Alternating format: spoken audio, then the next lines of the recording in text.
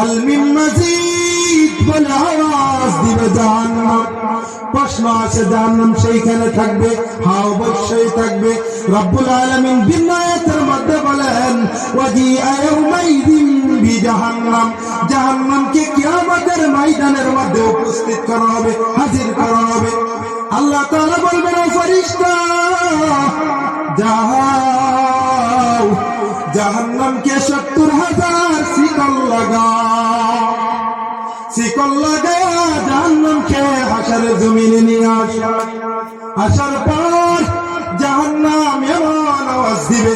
আর তাফসীরের মধ্যে আছে আল্লাহ নবী সাহাবী আব্দুল্লাহ ইবনে মাসউদ বলেন 70,000 শিকল, আবার একটা শিকলের মধ্যে 70,000 ফেরেশতারা ধরে রাখবে। সুবহানাল্লাহ। এই অবস্থায় জাহান্নাম যখন আওয়াজ দিতে লাগবে, জাহান্নামের আওয়াজের ছুটে হাশরের জমিনটা থরথর করে কেঁপে উঠবে। আর ওই সময় জাহান্নামে আর আওয়াজ দিবেন ওয়াসিকাল্লাযীনা কাফারু ইলা জাহান্নামা যুমারা। আল্লাহকে বলবেন আইবারে খোদা আমার তোমার জাহান্নামী গুলো কোথায়? আমার পেটে দাও, আমার বহুত খোদা। কে বলবে? জিয়া বলেন কে বলবে?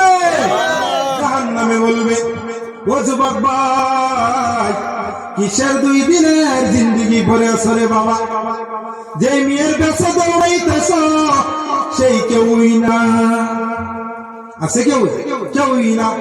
ও যুবক ভাই জাহান্নাম যেখানে আলাদ করে আসবে, আব্দুল্লাহ ইবনে মাসউদ বলেন জাহান্নাম এই 70,000 শিকল নিয়ে পাগলের মতো আসতে থাকবে। আল্লাহ বলবেন ফেরেশতা জাহান্নামকে ধর, জাহান্নামকে আটকা, নাহলে আমার সমস্ত বান্দা জাহান্নামে চলে যাবে। तमाम फरिश्तारा धरবে, জাহান্নাম মানবে না। আল্লাহ তখন কুদরতি হাত দিয়া 2-3 ফোঁটা পানি জাহান্নামের উপরে ছিটাইয়া দিবে। জাহান্নাম তখন থেমে যাবে, হ্যাস হয়ে যাবে। আল্লাহর ফেরেশতারা বলবেন এবারে খোদা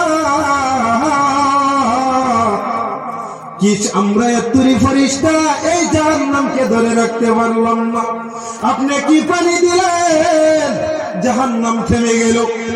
হে আমার ভাইয়েরা বুজুর্গরা, তখন মালিক আমার বলবে ও ফেরেশতা শুনে না, ওই দুনিয়ার মধ্যে আমার কিছু বান্দা ছিল যে বান্দারা রাতের পর সিজায় ভরে কান্ত,